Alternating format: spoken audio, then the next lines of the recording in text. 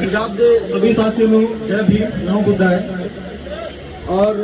सबसे पहले मुझे बड़ी खुशी हो रही है कि पंजाब का एक जत्था जो है बाबा साहेब की जन्मभूमि पर जा रहा है और देश भर के तमाम लोगों को ये दिखाने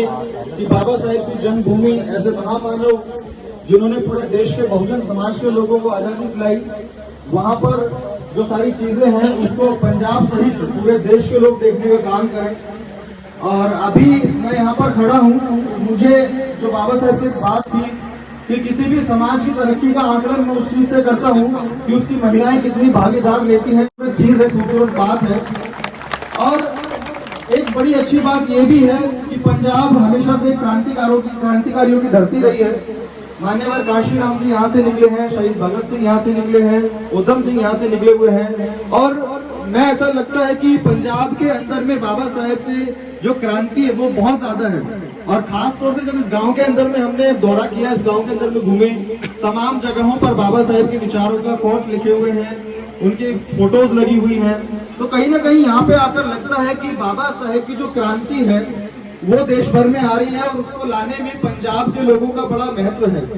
और जो आज जत्था जा रहा है उस जत्थे में भी पंजाब के लोगों का ही बहुत बड़ा योगदान है, जिसमें से पूरे पंजाब में से कई सारे लोग मध्य प्रदेश महू जा रहे हैं। और मेरा नाम प्रशांत बौद्ध है, जैसे कि आप जानते होंगे। मैं यूट्यूब पर, फेसबुक पर बहुजन समाज के लोगों की एक बहुत बड़ी समस्या उसके बारे में काम करने का काम करता हूँ, जो समस्या है पाखंड और अंधविश्वास की। क्योंकि मुझे ऐसा लगता है कि जब एक इंसान के जीवन में 10 काम होते हैं और यदि वो 9 फालतू के कामों में उलझा रहेगा तो वो कभी भी उस 10वें काम को नहीं कर पाएगा जिससे वो अपने परिवार को या खुद को कामयाब बना सकता है। और हमारे बहुजन समाज के लोगों को बहुत पहले से बहुत सारी फालतू चीजों में उलझा करके रखा गया है,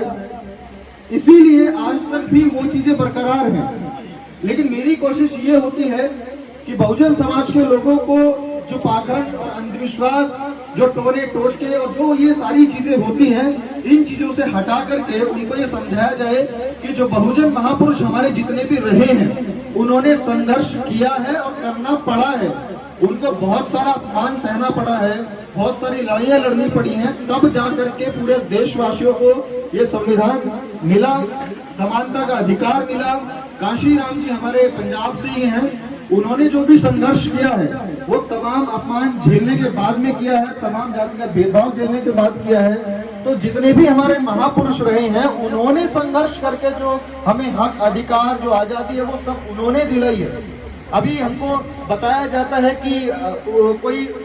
चमत्कारिक ईश्वर है और ये सारी चीजें हैं, अगर आप उनको नहीं मानोगे या नहीं उनकी कीर्तन वगैरह करोगे तो आपको फला चीजें हो जाएंगी। लेकिन हमारे बहुजन महापुरुष ऐसे हैं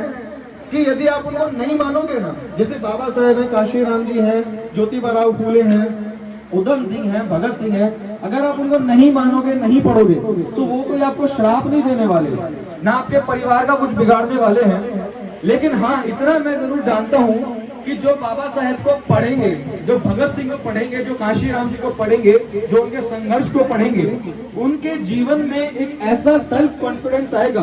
वो सेल्फ डिपेंडेंसी आएगी कि उस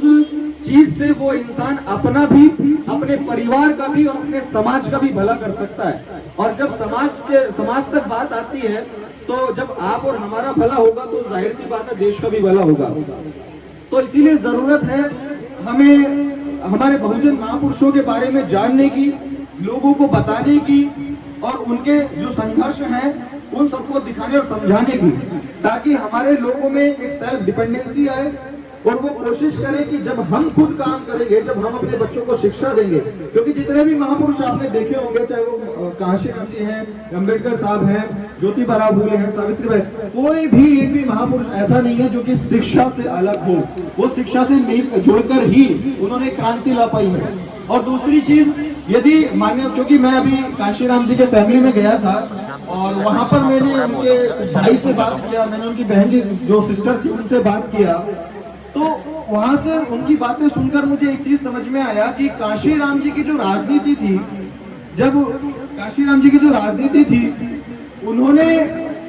जो इतिहास था उसको पढ़ा, जो बाबा साहेब ने राजनीतिक करियर बनाने के लिए लोगों के लिए संघर्ष किया, आरपीआई पार्टी का उद्घाटन किया, तो जो बहुत सारा चीजें जो उनके साथ घटित हुई, काशीराम जी ने उन्हें पढ़ा, इतिहास को समझा, देखा और उससे सीख लिया, और सीख लेने के बाद में अपना एक नया इतिहास बनाने का जो है वो काम किया। तो उसी तरीके से इसलिए बाबा साहब ने कहा था कि जो अपना इतिहास नहीं जानता वो अपना इतिहास कभी नहीं बना सकता। वो बात इसीलिए कही थी क्योंकि जब तक हम पुरानी चीजों से सीख नहीं लेंगे कि पहले क्या क्या गलतियां करके हमारे महापुरुषों को परेशानियां हुई थी, तो तब तक हम उन परेशानियों से नहीं बच सकते हैं। तो ठीक उसी तरीके से हमारे बहुजन महापुरुषों ने बहुत सारे काम किए हैं, बहुत सारी चीजें करी हैं। बस हमारा और सभी का, जितने भी लोग यहाँ बैठे हैं, सभी का यही प्रयास होना चाहिए कि सबसे पहले हम उनको जाने, पढ़े, समझे और अपने जो आने वाली जनरेशन है उसको समझाने का काम करें। उसके बाद में देश और हमारा समाज किस तरीके से तरक्की होगा वो हम सभी देखेंगे। और मैं फिर से धन्यवाद करना चाहूंगा पंजाब के लोगों का कि इतना खूबसूरत प्रोग्राम जो है उन्होंने रखा है और इतना बड़ा जत्था जो है बाबा साहेब की जन्मभूमि पर लेके जा रहे हैं, और बहुत अच्छी बात है। मैं तहे दिल से धन्यवाद करता हूँ और मैं आगे धन्यवाद। जय भीम, नव बुद्धाय। सो बहुत बहुत धन्यवाद। ए हन प्रसाद